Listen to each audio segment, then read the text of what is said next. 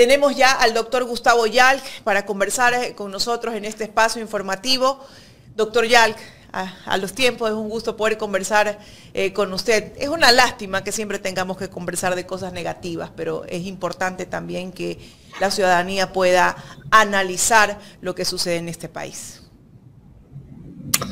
Carla, muy buenos días, y Jaime, muy buenos días. Gracias por la invitación. Para mí es siempre un gusto estar en Ecuador en directo, que es un espacio muy importante, muy necesario frente a estos relatos unificados de los grandes medios de comunicación, poder llegar a la ciudadanía y darles una visión objetiva, completa, diría, sobre lo que ocurre lamentablemente en nuestro país. Y como dice Carla, lamentablemente para conversar en estos tiempos, lamentablemente, de esta destrucción permanente del Estado de Derecho y de pisotear la Constitución todos los días por parte de este gobierno, ¿no? Creo que vamos a tratar un poco esos temas. Doctor, ¿cómo le va? Gracias por acompañarnos. Quiero empezar con lo que se ha dado en estos días. La semana pasada se eligió a un fiscal subrogante, un fiscal general del Estado subrogante al señor Carlos Alarcón. ¿Qué lectura darle a todo esto que estamos viendo dentro de la justicia y que llama la atención no solamente a los expertos en temas jurídicos, pero sí a los que son parte de la actividad política? Este fiscal ha sido el que ha perseguido a varias personas que han estado, tal vez han tenido una postura contraria al gobierno nacional. Así es, Jaime, como decía hace un instante, este es un capítulo más de este proceso de destrucción de la democracia y de las libertades en nuestro país. Libertades de las cuales hablan tanto los liberales, ¿no? Pero ni siquiera ahora asoman para realmente defender el Estado de Derecho, de esa democracia formal siquiera que a veces hablan ellos y que no van al significado mucho más profundo de la democracia, que es que haya derechos de acceso para todos, de educación, de trabajo. Pero ni siquiera defienden ahora las libertades, ¿no? Ni siquiera acaban siendo verdaderos liberales. Mira, esta designación no tiene ningún asidero jurídico, Jaime, esta es la realidad. Y debemos analizar varios temas. ¿Quién lo nombra? Lo nombra un consejo de la judicatura cuyos orígenes también han tenido un camino tortuoso, por decirlo menos, ¿no? Mira, déjame mencionar esto, por lo menos, mira que el señor Swing, José Swing, presidente de la Corte Nacional de Justicia, dijo en algún momento que él no iba a poner en su terna al señor Godoy, ¿no? Que a quién se le iba a ocurrir una cosa así. Y sin embargo termina poniéndolo. Y tampoco le dé una explicación a la ciudadanía, al pueblo ecuatoriano, de dónde lo conoce. ¿Por qué confía tanto en él? Han trabajado juntos, han hecho reforma judicial juntos para decir, mira, tengo este gran cuadro para el país. Cuando el desempeño del señor Godoy también en los meses que estuvo encargado realmente no eran las mejores calificaciones, ¿no? Pero acaba ahí, lo cual nos hace notar que estas autoridades acaban siendo las responsables, Jaime. Estas personas que se dejan presionar, porque si cumplieran con responsabilidad no nos pasaría lo que nos está pasando. Si cumplieran su misión de defender la Constitución y ejercer sus competencias con ética absoluta, no nos pasaría lo que nos pasa. Entonces deja imponer un nombre que acaba siendo un delegado del Ejecutivo, no nos engañemos, creo que no hay alguien en el Ecuador que pueda pensar que el señor Godoy está ahí porque tiene un plan de trabajo con el señor José Swing para reformar la justicia, mejorar el acceso a justicia a los ciudadanos. No, es un delegado del Ejecutivo y este es un capítulo más justamente de esta destrucción de la independencia judicial. Entonces ese es un antecedente importante, porque asegurando entonces una mayoría en el Consejo de la Judicatura, dan el paso siguiente, que es el que usted me plantea, Jaime, del nombramiento de un fiscal general encargado. Revise, Jaime, la Constitución, el Código Orgánico de la Función Judicial o las normas del Ecuador, esa figura no existe. No existe la figura de un fiscal general encargado, no existe. Pero aquí se ha hecho ya casi una costumbre en nuestro país de que se nombren autoridades. ¿Qué debe hacerse para designar a una persona que esté en la fiscalía en este momento? ¿Qué debe hacerse si no se puede dejar uno encargado? lo que dice la Constitución, lo que dice el Código Orgánico de la Función Judicial. En efecto, la Fiscalía General del Estado es un órgano autónomo de la función judicial. Como todos sabemos, el Consejo de Participación Ciudadana es el órgano competente para, a través de un concurso público que está en marcha y atrasado hace mucho tiempo, ojalá con una veeduría internacional que nos pueda garantizar algo de transparencia, pero es el órgano competente para designar al fiscal general del Estado, que responde políticamente ante la Asamblea Nacional. Y el Código Orgánico de la Función Judicial establece la figura del fiscal general subrogante, artículo 47 del Código Orgánico de la Función Judicial, y que establece un perfil y una característica específica. En el Código Orgánico tiene una filosofía en esto. Así como el fiscal general está nombrado por el Consejo de Participación Ciudadana, el Consejo de la Judicatura tiene la competencia de nombrar al fiscal general subrogante, pero no a cualquiera, pues, no a cualquier persona, sino al fiscal subrogante que cumple con un perfil, ser el más alto calificado de la máxima categoría, en este caso la categoría 3, no han vuelto a categorizar desde el año 2016 en la Fiscalía General. Entonces el fiscal de categoría 3, el mejor evaluado, es decir, el mejor de la carrera, es el que cumple la función de fiscal subrogante. ¿Para qué? Para darle un mínimo de independencia frente al fiscal general, porque termina siendo su fiscal el que le puede investigar. Entonces, por eso el Código Orgánico diseña este sistema. Fiscal general... Si no perdón que interrumpa. Y si no se ha evaluado desde el año 2016, ¿cómo escogerían al fiscal subrogante? ¿Se debería escoger? Se debe escoger al mejor evaluado de la carrera. No sé quién sea en este momento, pero tiene que respetarse la ley. Tiene que irse al fiscal general mejor evaluado. Esto no se ha respetado desde la época del Trujillato, Jaime. El Trujillato ha destruido las instituciones del país y la vida institucional del país. Entonces el Trujillato tampoco respetó esto, porque nombraron a la señora Diana Salazar y el Consejo de Participación Ciudadana Transitorio de Trujillo también se autodió la competencia de nombrar al subrogante, cosa que debió haber hecho el Consejo de la Judicatura de la carrera judicial y nombraron... Lo que hicieron con la Corte Constitucional también.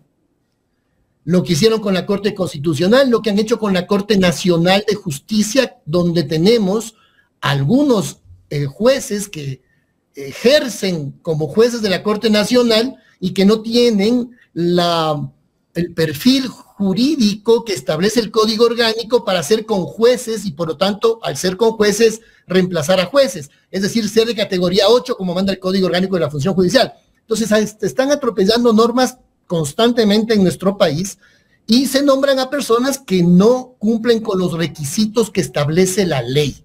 En este caso, Jaime, ¿qué dice el Código Orgánico de la Función Judicial? El fiscal general subrogante está ahí para reemplazar de forma temporal o definitiva al fiscal general titular. Esa es su función. ¿Qué ha pasado? Se va la señora Diana Salazar de embajadora, renuncia y, por lo tanto, el fiscal general subrogante, que también no fue nombrado correctamente, pero está en funciones, está ahí, le corresponde a él reemplazar. No existe la figura del subrogante. ¿Por qué? Porque la misma norma, el Código Orgánico de la Función Judicial dice, en caso de ausencia definitiva del fiscal general, lo subrogará el fiscal general subrogante y de manera inmediata se procederá con el concurso para reemplazar al fiscal general. Es decir, no hay una cadena de subrogantes, del subrogante, eso no existe. O sea, ya debió elegirse a un fiscal definitivo. Esa es lo que la norma establece. El subrogante está ahí. ¿Por qué no se lo ha hecho? Se lo ha hecho porque el gobierno está esperando el contexto adecuado para nombrar a quien ellos quieren nombrar. Esto es también una realidad. Por eso digo ahí, la única manera de que las cosas funcionen es que ojalá haya una veeduría internacional que nos pueda garantizar que ese concurso sea suficientemente transparente, que está en marcha y que está en mora el Consejo de Participación frente al pueblo ecuatoriano. Entonces, frente a esto, pasan los meses y sigue el subrogante en funciones ahí, que no debería estar tanto tiempo, porque así mismo lo diseña el sistema jurídico, sino que rápidamente tiene que venir el fiscal general titular a tomar su función y el subrogante nuevamente, si sigue siendo el mejor de la carrera, quedarse como subrogante. Puede variar aquello, puede ser que en el camino haya otra evaluación y haya otro mejor de la carrera que sea el que vaya a reemplazar al fiscal general. Ahora bien, pero alguien puede decir, bueno, pero es que el señor Toainga quiere irse a un curso en Brasil. Eso no es fuerza mayor. Si solamente frente a un caso realmente de fuerza mayor podríamos decir, hay un vacío legal, nos vamos a quedar en acefalía y entonces hay que nombrar a alguien. Pero aquí no hay una fuerza mayor que obligue a las instituciones a buscar una interpretación jurídica para llenar una vacante. No, no existe eso. Porque es una planificación. Parecería que aquí ellos saben algo que no sabemos nosotros. Y lo han hecho de la noche a la mañana, ¿no? Casi que de la noche a la mañana. Hay una planificación y la resolución del Consejo de la Judicatura así lo devela, porque ya ponen una resolución en la que dicen, si es que es un reemplazo temporal, es este fiscal encargado que también será subrogante que acabamos de nombrar. Y si es que es una ausencia definitiva, también será este fiscal encargado que se acaban de inventar y que será el subrogante. Mira, ahí ellos saben algo que no sabemos nosotros, lo que se va a producir en pocas horas. Ya tienen tal vez organizada la salida del fiscal subrogante para que se quede este encargado que han nombrado a dedo y fuera de la ley. Mira, Jaime, cuando la ley es clara, no merece una interpretación extensiva. Son normas básicas hasta del Código Civil, artículo 18. Si la norma es clara, no debe ser interpretada de una manera extensiva. Si la ley no discrimina, quien la interpreta no tiene que entrar en esa discriminación. Es lamentable que el Procurador General del Estado haya dado este dictamen abriendo la puerta para que, violando la normativa expresa, el Consejo de la Judicatura pueda inventarse la existencia de una figura de un fiscal general encargado. ¿Qué hubiera pasado si estuviéramos delante de un tema de fuerza mayor? Digamos que el señor Toainga se enferma, porque irse de viaje no es fuerza mayor. Él debería estar aquí ejerciendo sus funciones de subrogante mientras llega el fiscal general titular luego del concurso. Eso es lo que tiene que hacer. Pero digamos que se enfermó y desapareció y no está y no puede ejercer sus funciones. Muy bien, nos quedamos en acefalía. Bueno, ahí tal vez sí hay necesidad de una interpretación jurídica, pero dentro del marco normativo. Y entonces el Consejo de la Judicatura, luego de una consulta al procurador, y apegado a la normativa, le diría, frente a esta fuerza mayor, donde no tenemos titular, donde no tenemos subrogante, está enfermo, no puede ejercer sus funciones, etcétera, o renunció de manera definitiva, entonces nombre otro fiscal subrogante, pero de acuerdo a la ley, al artículo 47 de la ley, pues. Es decir, no cualquier persona. El dictamen de la Procuraduría General del Estado ha dejado abierta la posibilidad, Jaime, para que el Consejo de la Judicatura nombre a quien sea. Podría, de acuerdo a ese texto de ese dictamen, de esa consulta del procurador, nombrar a cualquier abogado. O sea, puede nombrar a cualquier persona. Y no, el artículo 47 del Código Orgánico te dice que tiene que ser el mejor de la carrera, el de la más alta categoría y con la más alta calificación de la última evaluación. Eso es lo que se tiene que hacer. ¿Por qué? Porque no puede ser discrecional el nombramiento de tan alta autoridad. No puede ser discrecional. Discrecionalidad es igual a ausencia de rendición de cuentas y eso es igual a abuso y a corrupción. No.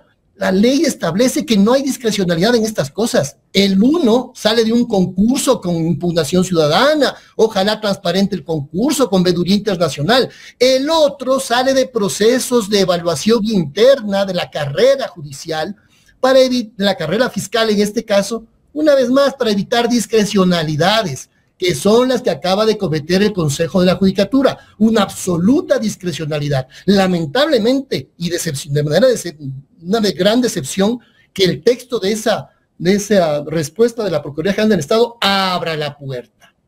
Si las autoridades hicieran realmente su trabajo de actuar dentro del marco de la ley y de hacer las interpretaciones jurídicas, lógicas, dentro de lo que significa el desarrollo democrático de las instituciones, no nos estaría pasando lo que nos está pasando ahora. Claro, ¿cómo calificar?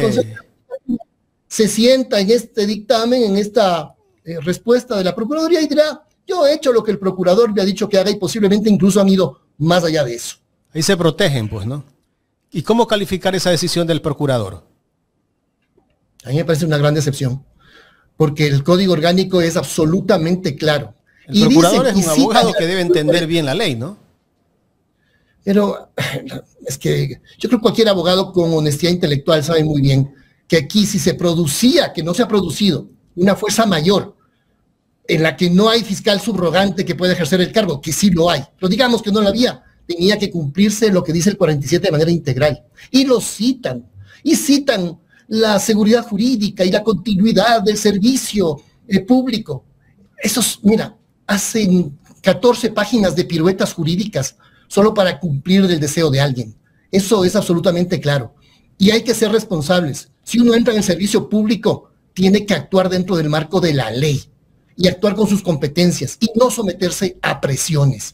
Y lo que tenemos ahí es el desarrollo de una serie de argumentos jurídicos para concluir algo que quería concluir desde el principio, que es abrir la puerta para que el Consejo de la Judicatura pueda nombrar a dedo, Jaime, es terrible que se pueda nombrar a dedo un fiscal general encargado, figura que no existe y que muy probablemente terminará siendo el fiscal general en funciones frente a una bastante probable renuncia próxima del fiscal Toainga. Y llama la atención, doctor, el silencio de los medios de comunicación.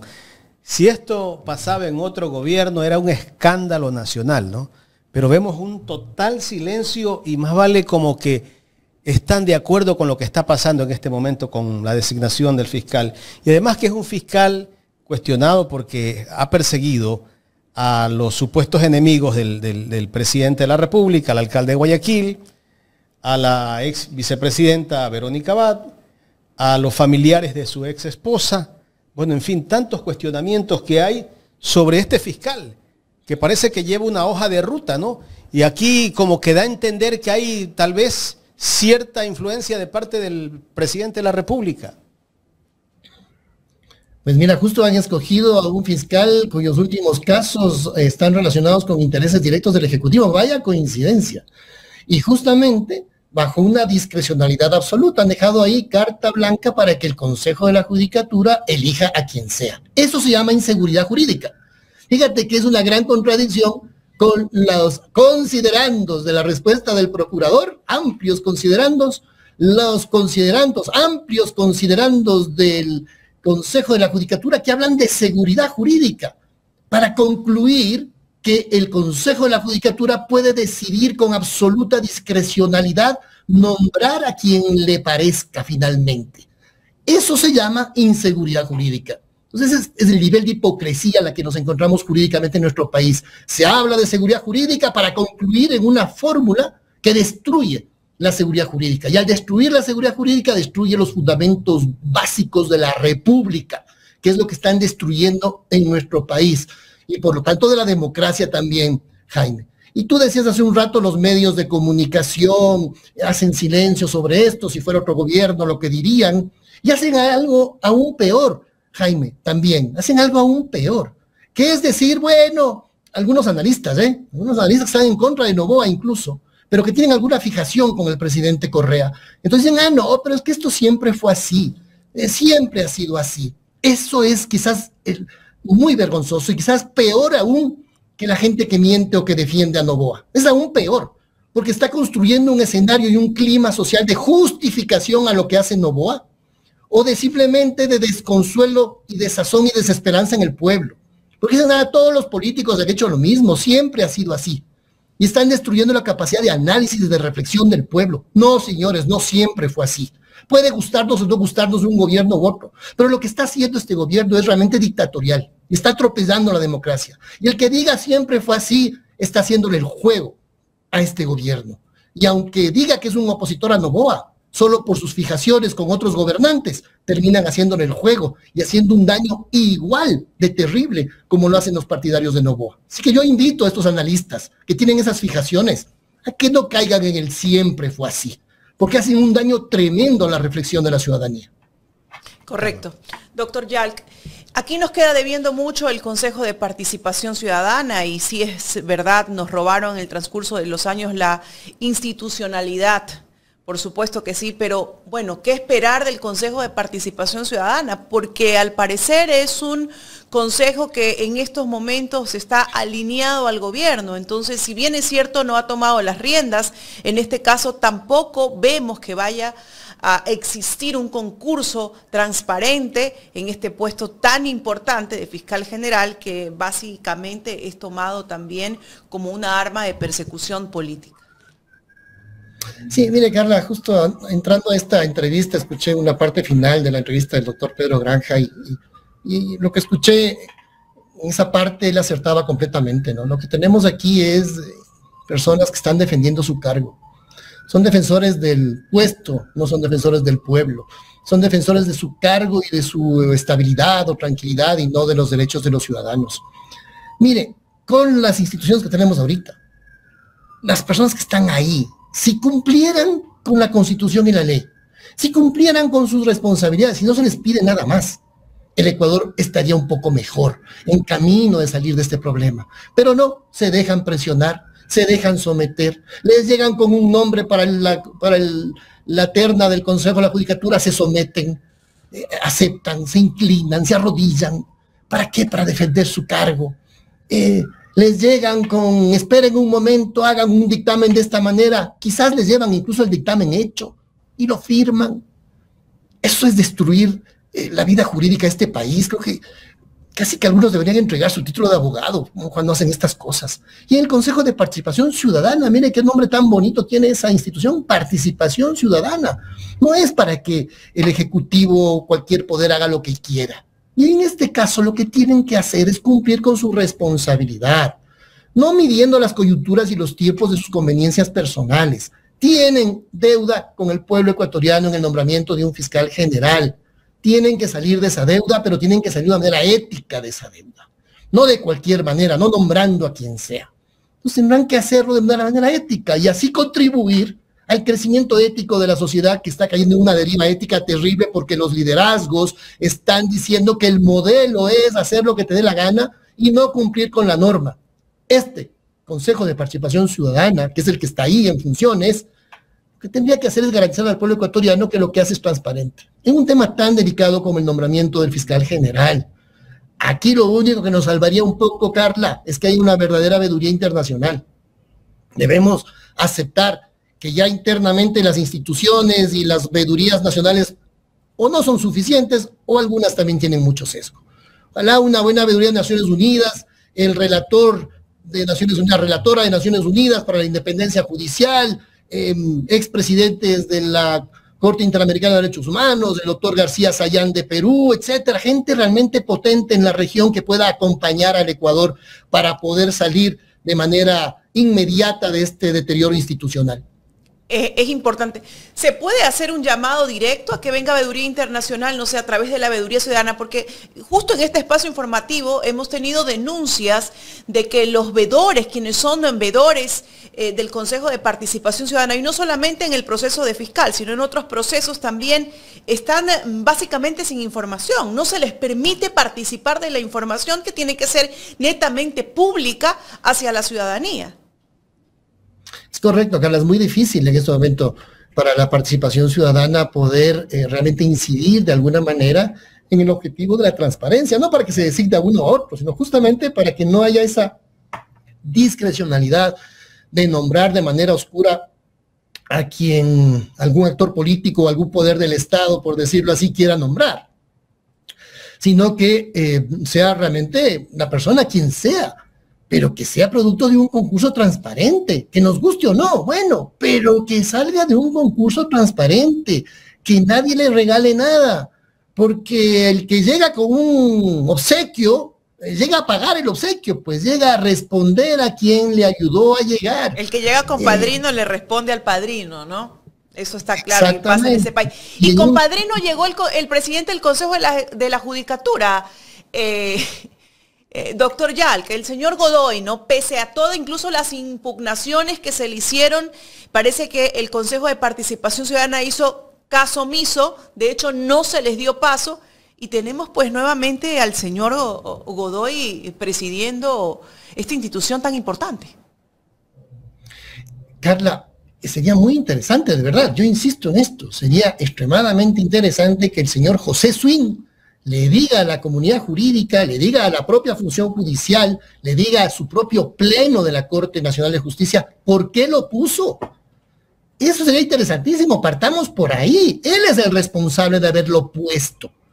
Ya luego vienen otras responsabilidades. Pero ¿por qué lo puso? Ya se sabía clarito. El rato que lo puso tercero, creo que lo puso en la tierra, no me importa dónde lo puso, si primero, segundo, tercero. Toda la opinión pública sabía que una vez que el señor Godoy entró a esa terna, iba a ser el designado. Y luego el Pleno del Consejo de Participación Ciudadana archivó todas las denuncias presentadas contra él, todas las impugnaciones, mejor dicho, presentadas, las archivó de un solo tajo todas. Entonces, muchas ahí, de las impugnaciones primero, hechas por el doctor Justicia, Washington Andrade, que ahora incluso está perseguido, ¿no? Por haber hecho esas impugnaciones, que lo persiguen también. Entonces, ¿de qué transparencia podemos hablar, doctor Yalc, en esta selección de autoridades en el Consejo de Participación Ciudadana? Y es preocupante en este momento que vive el país tan coyuntural. Si no hay una veeduría internacional, Carla, no tenemos ninguna garantía que lo que salga de ese concurso sea producto de la justicia o de los méritos reales o de concursos realmente transparentes. No tenemos ninguna certeza de que eso va a ocurrir. Y justo por eso el Consejo de Participación Ciudadana debería ser, si tuvieran, digamos, si no hubiera un interés oculto, si solamente fuera un poco de incompetencia nada más, de buena fe podrían decir, bueno, vamos a salir un poco de esta falta de certezas que pueda tener parte de la opinión pública, y creo que la academia debería alzar la voz con más fuerza, y hagamos una veeduría internacional.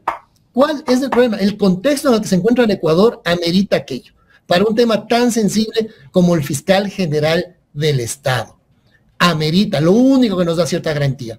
Porque las veedurías locales y nacionales, como usted bien acaba de mencionar, Carla, no se les da la información, no se les da el acceso pertinente, etcétera. Entonces, a ver, pues si es que hay una veeduría internacional de gente respetable de la región, que los hay, que esté en Naciones Unidas y que puedan realmente acompañar este proceso para que nos den certeza a todos. Miren que eso se hizo en algún momento y que funcionó bastante bien cuando para reemplazar a la Pichicorte hubo la necesidad de que exista un acompañamiento internacional. Salió bastante bien.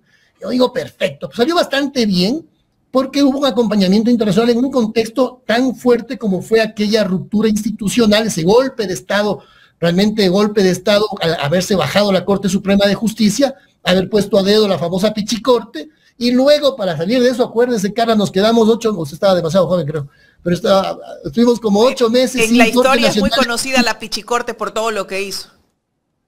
8 meses sin corte nos quedamos, ¿sí? Y para salir de eso tuvimos que hacer un acompañamiento internacional para poder nombrar una nueva Corte Suprema de Justicia en el país. Creo que estamos en una situación aún peor que en aquella época de la Pichicorte, con instituciones muy débiles, una gran desconfianza, procedimientos opacos dentro de la designación de autoridades, y creo que solamente un proceso con acompañamiento internacional nos podría dar algo de tranquilidad y certeza de que salga quien salga de ese proceso, nos guste o no, pero que salga de un proceso transparente. Usted, conocedor de esta institución, ¿qué le espera al Consejo de la Judicatura en los próximos años, liderado por el señor Godoy? 6 años establece 6 años. La ley para la duración del Consejo de Participación Ciudadana. Creo que empiezan mal, porque hacen esta designación, si bien cubiertos por esta consulta hecha al procurador, y van a decir, no, pues el procurador nos abrió la puerta sobre la base de la supuesta seguridad jurídica, lo que ha hecho es abrir la puerta a la inseguridad jurídica. Pero creo que empiezan mal, porque son parte de la designación de un fiscal encargado, figura, insisto, que no existe. Creo que algún rato la Contraloría, se actúa profesionalmente, también le hará devolver hasta el último centavo del sueldo quien perciba haber sido designado de esa manera. Entonces empiezan mal, es lamentable. Yo pretendo ser optimista, no me dejan cuando veo estas cosas, porque espero pues que las nuevas autoridades que tienen por delante 6 años trabajen en función de la ciudadanía. Pero no me dejan ser optimista ya, por más que intento, porque veo estas actuaciones. Miren, el Consejo de la Judicatura, Carla, como usted sabe, debe tener un plan de mejoramiento del acceso a justicia de los ciudadanos. Hoy los jueces no tienen, ni siquiera tienen papel, tóner en las impresoras. Es la situación más grave que haya tenido la función judicial en muchos años. En ese sentido, decirle que si el Consejo de la Judicatura no le dice lo más rápido posible, en las próximas 2-3 semanas máximo, este nuevo Consejo de la Judicatura, un plan de trabajo para los próximos 6 años, enfocados en mejorar el acceso a justicia, tener un plan de cobertura judicial. Cada vez tenemos menos jueces, no se han nombrado fiscales. Perdón, Carla, que lo diga en primera persona, pero dejamos un plan de designación de 400 fiscales en el año 2018. 400 fiscales. Se interrumpió ese proceso. Trujillo dijo, no pueden nombrar. Ya, perfecto, ya. No nombramos nosotros. Pero desde el año 2018 no han vuelto a nombrar ninguno. Entonces, esto es terrible. Hay un abandono absoluto en términos de cobertura del servicio, de la fiscalía, de la función judicial en su conjunto. No han hecho evaluación de desempeño. No para sancionar a nadie. La evaluación de desempeño no es para sancionar a nadie, Carla y Jaime. Es para buscar áreas de mejora, de apoyar a los jueces y fiscales en lo que les hace falta. Para eso es la evaluación de desempeño, y no lo han hecho desde el año 2016. Entonces, tienen que retomar la aplicación real del Código Orgánico de la Función Judicial. Si lo hacen, bueno, estarán dando muestras de que han llegado con la vocación de servicio real, más allá de presiones que puedan recibir, de trabajar por los ciudadanos. Si no lo hacen, demostrarán que solamente llegaron a cumplir. Pero en el tiempo que usted se encontraba en esas instituciones liderando la evaluación de desempeño era para mejorar. Ahora la evaluación de desempeño es para sacar a quienes consideran son una piedra en el zapato en su camino y nombrar a nuevos jueces, nuevos fiscales que vayan pues alineadas a las pretensiones del gobierno actual. Entonces tampoco es que nos garantice en estos momentos absolutamente nada. Simplemente hay un cambio en función del interés pertinente del gobierno de turno. Eso es verdad, Carla, porque miren, las evaluaciones de desempeño que nosotros hacíamos, las consensuábamos también con los propios jueces y fiscales. Establecíamos parámetros cuantitativos y cualitativos, pero también conversando con los evaluados. Y luego los evaluamos rigurosamente, y el que no pasaba la evaluación, según la ley, tenía una segunda oportunidad, 6 meses después, a tener una nueva evaluación. Y si ya no pasaba la segunda, ahí sí, a la casa. Pero tiene la oportunidad de mejorar, por un lado, y por otro lado, y nos permitía identificar necesidades, problemas de seguridad. Ahí nacían protocolos de seguridad, alertas tempranas para los fiscales y jueces que podían tener amenazas. Entonces, la evaluación es para una serie de aspectos que se han dejado de lado. La seguridad del funcionario, los insumos básicos para que pueda trabajar, la capacitación que le hace falta, pero como usted bien dice, no se hace evaluaciones con este objetivo, sino de sacar a unos para poner a otros. Menos mal, la ley esta llamada de integridad pública, que tal vez debía llamarse de opacidad pública, no de integridad, ha sido declarada inconstitucional y no se podrá hacer esta declaratoria de emergencia que querían hacer en la función judicial para hacer evaluaciones express, sacar a unos y nombrar jueces no de carrera, sino a dedo, temporales, encargados, como parece que le gusta a este gobierno tener autoridades encargadas, débiles, para que se puedan presionar. Esto ha sido declarado inconstitucional, así que la evaluación que debe hacer el Consejo de la Judicatura no puede ser esa evaluación express que querían hacer para sacar rápidamente a unos, porque la evaluación, como usted bien dice, Carla, no es para sacar gente, es para mejorar continua, no es para encontrar áreas de mejoramiento del servicio. Para eso es la evaluación de desempeño. Evidentemente para encontrar también a jueces o fiscales que no hagan su trabajo o que sean vagos, que son la minoría, o que algunos también pueden hacer un trabajo incluso peor que la vagancia. Se puede identificar a tiempo y eso es lo que hacíamos, y por eso la función judicial en su momento mejoró mucho. Mejoró mucho, Carla, no por las infraestructuras, que todo el mundo dice, solamente hicieron edificios. No.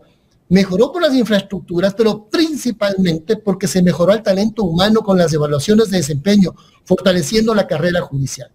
No existe posibilidad de que tengamos independencia judicial real si no fortalecemos la carrera judicial de fiscales y de jueces, que hoy cada vez se debilita más y que no se ha respetado una vez más la carrera fiscal, nombrando a un fiscal encargado que no sale como el mejor evaluado de la carrera judicial como la ley lo establece. Y si no tenemos independencia judicial, no tenemos vida democrática. Y si no hay vida democrática, no tenemos una vida republicana. Hay que reconstruir las prácticas institucionales enfocadas en esos principios de democracia. Importante, doctor Yalk. Una última pregunta de mi parte. Se viene la constituyente porque esta constitución del 2008, constitución garantista de derechos, al gobierno le molesta, y una de las narrativas que impone es que beneficia a los grupos de delincuencia organizada, que es prodelincuencial, como dice Jaime, ¿no? Beneficia al narco. Yo quisiera, usted conocedor del derecho de este país, habiendo liderado también la justicia, el tratamiento de la justicia de este país, dígame, no sé, en qué artículo, en qué parte, cómo es que es prodelincuencial, para comprender un poco, ¿no? En mi ignorancia. Imagínese, Carla, con esa misma constitución, Ecuador llegó a ser el segundo país más seguro de América Latina, con esta constitución. Entonces le quieren echar la culpa a la constitución de la incompetencia que tienen, de la indolencia que tienen, que llega a tal extremo que ya parece complicidad. No es la constitución el problema de la inseguridad en nuestro país. La constitución no es prodelincuencial ni mucho menos, y quienes dicen eso no tienen la capacidad para encontrar un artículo de la Constitución que pueda demostrar aquello. Lo que sí ocurre es que no tenemos un plan de seguridad ciudadana, lo que sí ocurre es que tenemos un gobierno absolutamente indolente y que busca, a través de el problema que ellos mismos generan y profundizan, tratar luego de, con una consulta popular, echarse abajo primero normas de la Constitución, como el artículo 5, que establece que el Estado ecuatoriano es un territorio de paz y que por lo tanto no habrá bases extranjeras en nuestro territorio. Quieren justificar aquello a través del problema que ellos mismos han provocado y quieren venderle a la ciudadanía esta idea. Mire, sobre ese tema, el tema es muy grave, más de lo que parece. Eso sí sería incluso un tema que puede agudizar más la inseguridad en nuestro país, al contrario de cómo se la quiere presentar. Las bases militares extranjeras en ningún país del mundo son deseables. Y la Constitución, al establecer al territorio ecuatoriano como un territorio de paz, lo está excluyendo de problemas geopolíticos internacionales. Si es que esa fuese la solución a problemas, ya se hubieran resuelto en muchos países donde hay bases militares y, al contrario, se ahondan los problemas de seguridad en el país. No es un tema solamente, mira, del tema de soberanía, que algunos dicen que sí, por supuesto, pues la soberanía es un principio fundamental. ¿Qué significa? Que el Estado y sus gobernantes entienden su función de proteger ellos a los ciudadanos que habitan en su país y no delegar esa función a fuerzas internacionales. Ese realmente es un grave problema que en la historia de nuestro país reciente ha demostrado que agudizaron los problemas y no los resolvieron. Ecuador, con esta constitución, fue el país más seguro de América Latina. Lo que quieren hacer, Carla, no es el tema de seguridad ciudadana, eso no les interesa. Si les interesaría, ya estarían trabajando realmente en desarticular a las bandas y dar seguridad ciudadana en los barrios del país, fortaleciendo las unidades de policía comunitaria, y no lo están haciendo. Lo que quieren es echarse abajo la Constitución del año 2008 por el tema de los sectores estratégicos y por la precarización laboral. Yo creo que ahí el pueblo ecuatoriano tiene que reflexionar muy bien si va a dar esta posibilidad y esta carta abierta para que esto pueda ocurrir. De llegarse a aprobar una asamblea constituyente, habrá que las fuerzas políticas progresistas deberán entender muy bien el desafío histórico, entender la unidad que se necesita para defender los derechos del pueblo ecuatoriano, los grandes avances que están dentro de la Constitución de Montecristi. Y ahí también esas fuerzas progresistas tendrán que tener la madurez suficiente para así hacerlo. Pero primero, el gran desafío del pueblo ecuatoriano es reflexionar. ¿Por qué me están proponiendo esto? ¿Qué es lo que buscan? Esto de la inseguridad ellos la han dañado más con su inacción e incompetencia. ¿Pero por qué le echan la culpa a la Constitución del año 2008? Por dos razones. Por los sectores estratégicos que buscan privatizar, que son del pueblo ecuatoriano, y porque buscan precarizar los derechos de los trabajadores. Con una reflexión profunda sobre esto, el pueblo ecuatoriano deberá tomar las mejores decisiones sobre su futuro y su destino, conociendo, analizando el pasado, discerniendo este presente y anticipándonos al futuro. Veremos qué pasa, Carla. Pero fundamentalmente aquí el pueblo tendrá que reflexionar muy bien por qué nos proponen lo que nos proponen, qué intereses representan esas propuestas. Es un gobierno que ya ha demostrado que todo lo que hace es en función de sus intereses corporativos y económicos y familiares y no en función del bien común. Entonces, si propone estas cosas, es justo en función de esos intereses y no del bien común de los ecuatorianos. Doctor, la última inquietud, me gustaría escuchar su criterio sobre el tema de inseguridad que vive el país. Aunque el gobierno nos vende que tenemos un país más seguro, incluso hay un eslogan desde el gobierno que no hay que arriesgar lo que se ha ganado y que también vivimos un nuevo Ecuador. ¿Existe ese nuevo Ecuador? ¿Qué es lo que se ha ganado en materia de seguridad, doctor Gustavo Yalk? En materia de seguridad, Jaime, solo hemos venido en un deterioro constante y permanente desde el año 2018, desde el gobierno de Moreno, luego el gobierno de Lasso, y parecía que ya no se podía ir a peor. Pues sí, Noboa llega y nos sorprende, y sí se puede seguir yendo a peor, peor que Moreno, peor que Lasso, y seguimos en este deterioro de las instituciones, de la democracia, de las libertades públicas, y de la inseguridad ciudadana que le afecta todos los días a los ciudadanos, ¿no? La policía no tiene los insumos para trabajar correctamente, los militares incluso ni siquiera tienen una logística básica, están siendo destinados en este momento básicamente para la represión social y no para la lucha contra la inseguridad, para la desarticulación de bandas, hacen inteligencia política contra actores políticos en persecución política y no realmente contra las bandas. Que así fueran deficientes como se lucha contra o se reprime a los ciudadanos que con justicia y ejerciendo su derecho a la resistencia, en una resistencia y una manifestación justa, más allá de las formas que podemos estar en contra, porque yo siempre estaré en contra de la violencia, pero una violencia generada inicialmente por este gobierno. Porque ¿cómo le podemos llamar a un gobierno, a un gobernante que dijo que no iba a subir los combustibles y llega y los sube, que no iba a subir los impuestos y llega y sube los impuestos, que no iba a subir el diésel, que lo iba a bajar y llega y lo hace? Entonces, ¿cómo le podemos llamar a una persona que hace así y que genera además un muy mal ejemplo social? Entonces, aquí se puede decir cualquier cosa y no tener ninguna responsabilidad. Entonces, mira, la inseguridad nace justamente desde todo esto, de estas manifestaciones, de que la palabra no vale, de que el gobernante, su palabra no vale para absolutamente nada.